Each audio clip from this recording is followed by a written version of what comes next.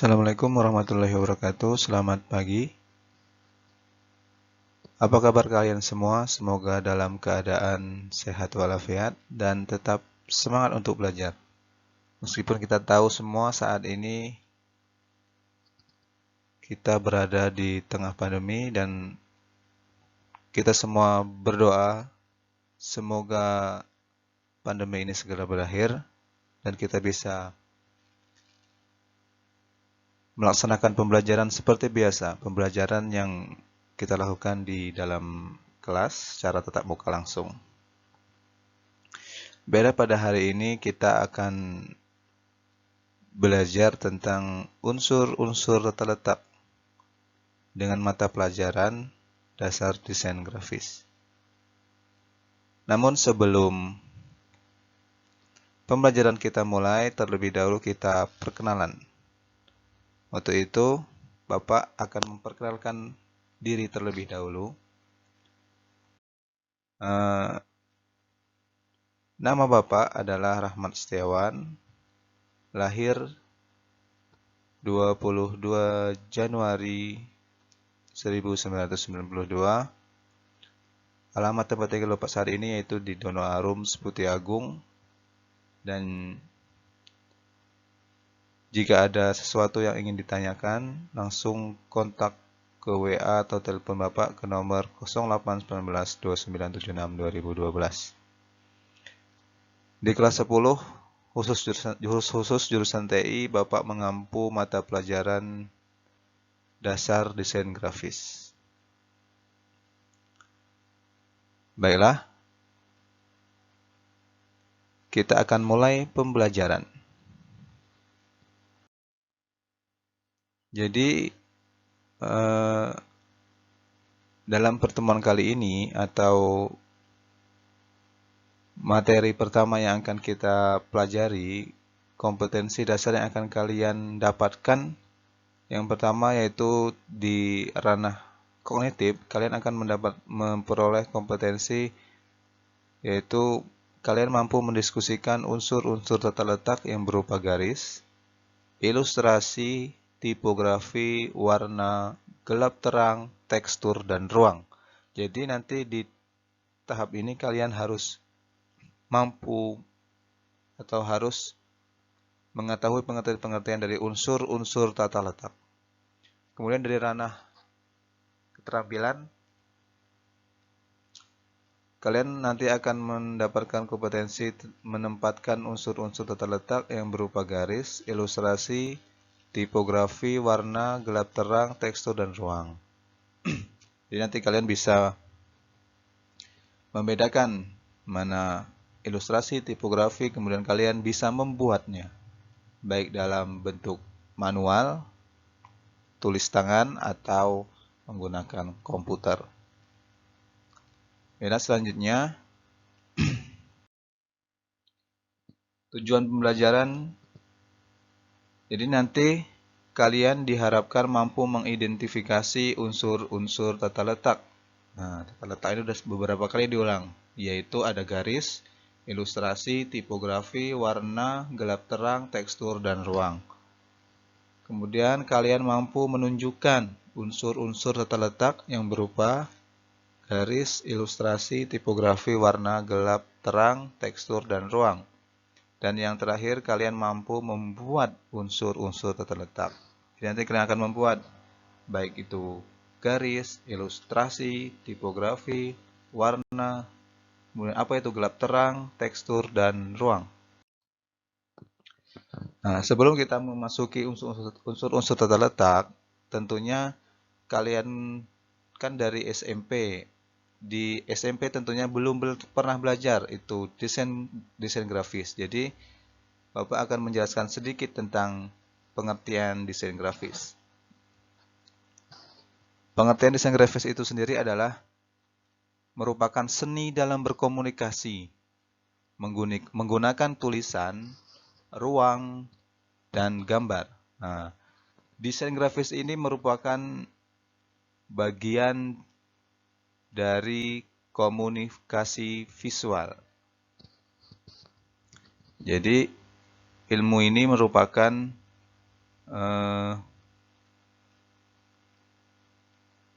ilmu yang mempelajari tentang komunikasi visual, yaitu yang bisa nampak terlihat oleh mata.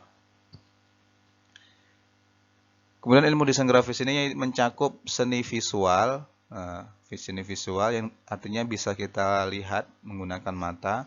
Kemudian tipografi, nah nanti akan Bapak jelaskan. Kemudian ada tata letak dan desain interaksi.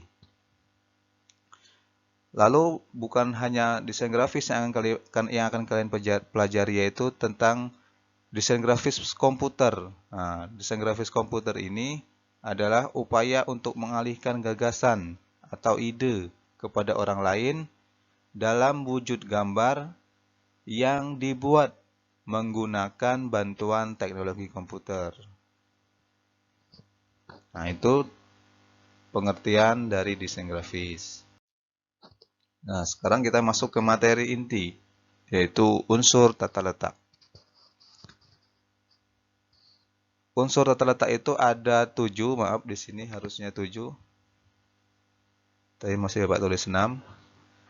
Jadi unsur tata letak itu ada 7 bagian. Yang pertama yaitu garis. Kemudian ada ilustrasi. Kemudian yang ketiga ada tipografi. Kemudian ada warna, gelap terang, tekstur, dan ruang. Jadi pada hari ini kita akan mempelajari pengertian-pengertian dari unsur tata letak ini. Yang pertama adalah pengertian garis. Jadi garis merupakan rangkaian yang tersusun dan titik-titik yang menyambung dengan kerapatan tertentu. Garis memiliki sifat memanjang dan memiliki arah tertentu. Garis mempunyai panjang tanpa lebar yang mempunyai kedudukan arah. Nah, ini mungkin kalian semua pasti sudah tahu. Kalau kita disuruh membedakan mana garis, mana titik, pasti sudah tahu. Contohnya di gambar di samping. Nah, ini garis, ada garis mendatar, garis tegak, kemudian garis miring, garis melengkung, garis zigzag, garis spiral, dan lain sebagainya. Jadi ini pengertian garis. Kemudian yang selanjutnya kita akan mempelajari tentang fungsi garis. Yang pertama, garis lurus vertikal. Dia memiliki kesan stabil, tenang, dan kemegahan. Jadi garis vertikal itu menggambarkan kesan yang stabil. Kemudian ada garis horizontal. Horizontal ini mengungkapkan kesan tenang dan wawasan yang luas. Kemudian ada garis putus-putus. Dia memberikan kesan gerak. Nah, kesan gerak itu garis putus-putus dan gelisah. Lalu ada fungsi garis dari garis silang atau diagonal. Garis silang atau diagonal ini memberi kesan gerak, ringan, dinamis, tegang, dan ragu. Kemudian garis lengkung, dia memiliki kesan luas, lamban, irama, santai, dan kehidupan. Kemudian ada lagi garis zigzag. Zigzag itu memberi kesan memiliki semangat, dinamika, dan gerak cepat. Dan yang terakhir, garis spiral itu menggambarkan kelahiran atau gelombang kekuatan. Jadi ini beberapa macam fungsi dari garis. Kemudian selanjutnya, pengertian ilustrasi. Ilustrasi merupakan bagian unsur tata letak.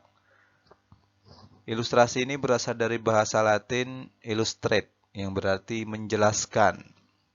Jadi, gambar ilustrasi itu merupakan unsur tata letak 2 dimensi yang memiliki tujuan untuk memperjelas suatu maksud atau pesan. Contohnya nih di gambar sebelah ini. Ini adalah gambar ilustrasi dari proses terjadinya hujan. Nah, ini dari hujan turun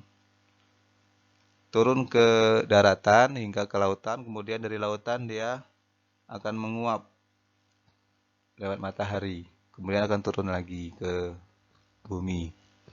Nah, ini ilustrasi bagaimana orang melihat kesuksesan. Mereka di sini tidak tahu betapa sulitnya untuk meraih kesuksesan. Banyak tahapan yang harus dia lalui. Ini adalah sebuah ilustrasi. Itu menjelaskan sebuah cerita atau gagasan dalam sebuah gambar ilustrasi. Dan selanjutnya, fungsi ilustrasi. Jadi ilustrasi itu memiliki fungsi deskriptif, yaitu menggantikan uraian tentang sesuatu secara verbal dan naratif menggunakan kalimat. Nah, bisa menggunakan kalimat. Kemudian ada ekspresif, fungsinya itu menyatakan suatu maksud, gagasan, perasaan, situasi atau konsep yang abstrak menjadi nyata sehingga mudah dipahami. Kemudian ada fungsi ilustrasi analitik atau analitis, yaitu dapat menunjukkan rincian bagian demi bagian dari suatu benda, sistem atau proses secara detail. Selanjutnya, objek ilustrasi itu bisa berupa benda, benda, meja, kursi, laptop, kemudian ada manusia, kemudian ada wajah, binatang, kemudian ada suasana, motif. Jadi, objek ilustrasi itu berupa beberapa jenis ini. Ada benda, manusia, wajah, binatang, suasana, dan motif. Nah, selanjutnya kita akan mempelajari unsur tata letak, yaitu tipografi. Tipografi ini adalah suatu ilmu dalam memilih dan menata huruf dengan pengaturan penyebarannya pada ruang-ruang yang tersedia. Jadi ini adalah kemampuan kita dalam memilih font atau huruf, kemudian kita letakkan sesuai dengan apa yang akan kita sampaikan. Contohnya di samping. Nah, ini adalah tulisan banyak ya, ini ada tulisan tentang nama-nama ibu kota. Ini adalah kemampuan dalam memilih huruf atau menata huruf. Kemudian di bawah ini peta Indonesia. Peta Indonesia ini terbentuk dari beberapa atau bermacam-macam font atau huruf, sehingga terbentuklah peta Indonesia. Nah, ini adalah tipografi. Jadi nanti kita akan belajar tipografi menggunakan software. Nah, selanjutnya, di ilmu tipografi itu ada beberapa macam huruf yang bisa kita gunakan. Yang pertama, huruf berkait atau dalam bahasa Inggrisnya itu serif, yaitu bentuk huruf yang memiliki kait dengan ketebalan yang kontras. Cirinya seperti ini. Ciri lainnya yaitu jenis huruf dengan garis menghiasi jenis huruf ini. Jenis huruf ini merupakan huruf formal. Kemudian ada huruf tak berkait atau bahasa Inggrisnya sans serif. Cirinya yaitu bentuk huruf tak berkait, sesuai namanya tak berkait. Kemudian dia memiliki tangkai yang tebal, sederhana dan mudah dibaca. Nah, selanjutnya huruf script. Huruf script ini huruf seperti tulisan tangan. Jadi font tulisan tangan karena bentuknya menyerupai tulisan tangan. Kemudian yang selanjutnya jenis huruf yang dekoratif. Bentuk hurufnya ini rumit desainnya. Bentuk huruf ini akan sangat sulit jika digunakan sebagai body tag dan hanya cocok digunakan sebagai headline. Kemudian selanjutnya monoscape. Monoscape ini memiliki ciri dia jarak atau lebar yang sama setiap hurufnya. Misalnya huruf W dan I dia memiliki ruang yang sama. Contohnya ini WI. Ketika kita menggunakan font selain monoscape, dia antara W dan I lebarnya itu berbeda dengan I. W dengan I. Namun ketika kita menggunakan monoscape, lebar huruf W dengan I itu sama. Kemudian selanjutnya kita akan belajar unsur tata letak tentang warna. Warna ini tentunya kalian sudah tahu. Bapak berharap di kelas ini tidak ada yang buta warna. Karena kalau kalian merasa sulit membedakan warna atau warna yang kalian pahami berbeda dengan teman lain, lebih baik kalian segera konsultasi ke BK. Karena apa? Karena khusus untuk jurusan multimedia jangan sampai kalian masuk jurusan MM namun ternyata memiliki kelainan buta warna. Baiklah, kita lanjut ke materi. Pengertian warna itu adalah suatu fenomena alam yang terjadi karena adanya unsur cahaya. Kemudian ada objek, jadi cahaya, ada objek yang ditangkap. Kemudian ada observer. Observer ini mata atau alat ukur yang kemudian menjadi kesan dari cahaya yang dipantulkan oleh benda-benda sehingga menampilkan spektrum warna berdasarkan pengalaman indera penglihatan. Contoh-contoh warna, nanti kita akan belajar unsur warna secara dalam dari warna primary, warna secondary. Selanjutnya, tekstur. Tekstur ini merupakan sifat permukaan sebuah benda. Dia menggambarkan sifat permukaan sebuah benda. Sifat permukaan dapat berkesan halus. Tekstur itu ada halus, kasar, kusam, mengkilap, berpori, dan sebagainya. Kesan-kesan tersebut dapat dirasakan melalui penglihatan dan rabaan. Contohnya di sini. Gambar ini tentunya berbeda teksturnya dengan gambar yang ini. Selanjutnya, unsur tata letak gelap terang. Gelap terang itu merupakan intensitas cahaya. Jadi semakin besar intensitas cahaya, maka akan semakin terang. Dan jika intensitas cahaya yang didapat kecil, maka akan semakin gelap. Contohnya ini, ketika sebuah benda